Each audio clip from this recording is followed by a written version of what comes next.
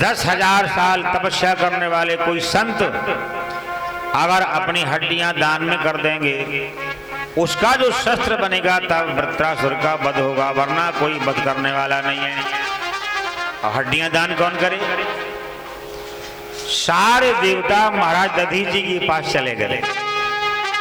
दधी जी के पास जाकर के दधी जी ने सारे शरीर में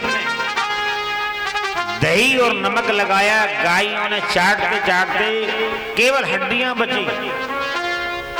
अपनी जीवित हड्डियां देवताओं को दान में कर दी और 3 शस्त्र बनाए गए।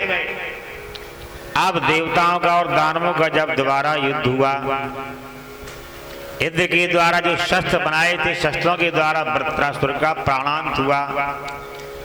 अब वृत्रासुर के प्राण निकल रहे हैं और भगवान की इतनी बढ़िया वंदना की, स्तुति की कि भगवान को प्रकट होना पड़ा। मृत्यु शैया पर वृत्रासुर पड़े हुए हैं और भगवान की वंदना कर रहे हैं। अजाति पक्षः इव मातुरं खगः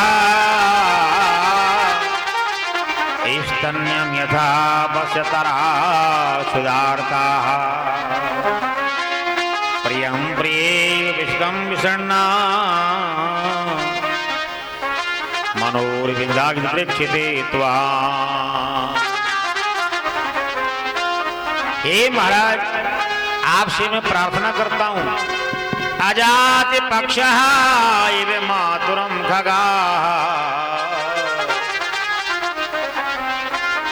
ठाकुर जी सामने खड़े हैं और वृत्रासुर की आंखों में आंसू भरे हुए भगवान की वंदना कर रहा है कि महाराज मैं एक आपसे वरदान मांगना चाहता हूं। हाँ वृत्रासुर, मांगो। वृत्रा ने कहा, महाराज ये मेरे कौन से पुण्यों का फल है कि मेरे प्राण निकल रहे और आप सामने मुझे दर्शन देने आए?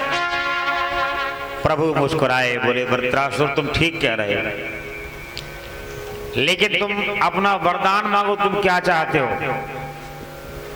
अजाति पक्षः इव मातुरं खगः। हे महाराज, जैसे एक छोटा पक्षी का बालक होता है, अजाति पक्षः इव मातुरं खगः, जब उसकी माता उसके मुख में चोंच से दाना खिलाती है तो वो पक्षी का बालक केवल अपनी माँ को पहचानता और संसार में किसी को नहीं जानता है। हे भगवान, ऐसा मेरा विचार बन जाए कि संसार में किसी को मैं ना पहचानूं, केवल मैं आपको ही पहचानता रहूं। दृक्ष्यते त्वाम्, केवल मैं हमेशा आपका ही दर्शन करता रहूं। और अगर ये मंजूर नहीं है, प्रियं प्रिये विश्वं विषण्णा,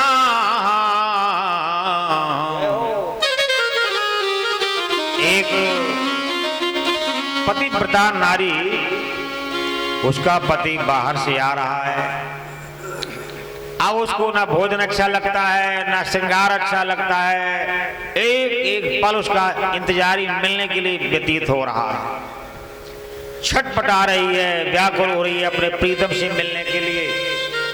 हे प्राण वल्लभ, दृक्ष्यते त्वाम्, ऐसा मेरा प्राण हमेशा आपको मिलने के लिए छटपटाता रहे और मेरा प्राण, मेरा मन कहीं और ना जाए।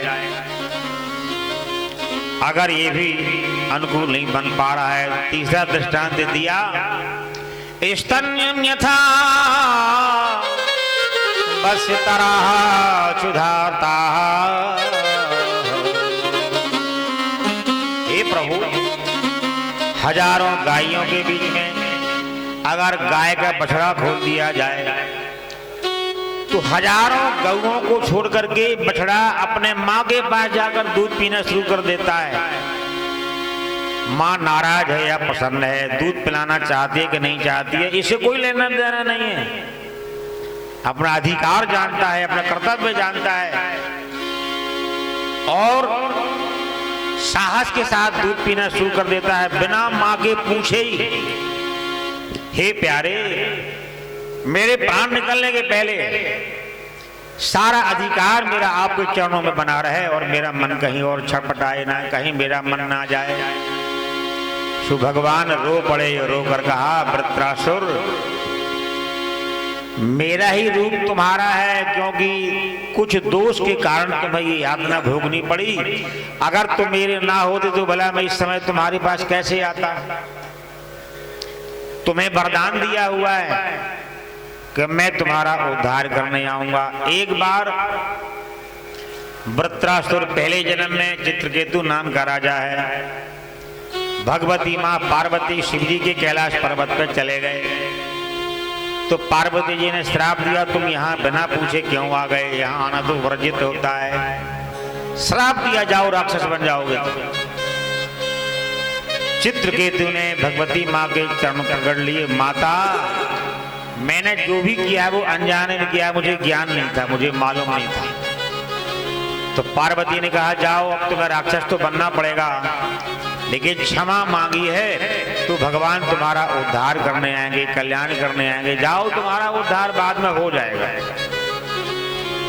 ये प्रभु ने वृत्रासुर को बताया कि मुझे तो कल्याण करने के लिए आना ही आना था, लेकिन जब तुम्हारा भाव प्रेम का बन गया, श्रद्धा का बन गया, तुमने मुझे अपने वश में कर लिया है। इसलिए वृत्रासुर जाओ मेरे धाम को तुम चले जाओ, तो मेरे धाम के अधिकारी हो। तो वृत्रा ने एक वरदान और मांगा जो भगवान को देना पड़ा, बड़े प्रेम से प्रभु को मजबूर कर दिया वरदान के लिए। अहम हरे तव पादानुमूलः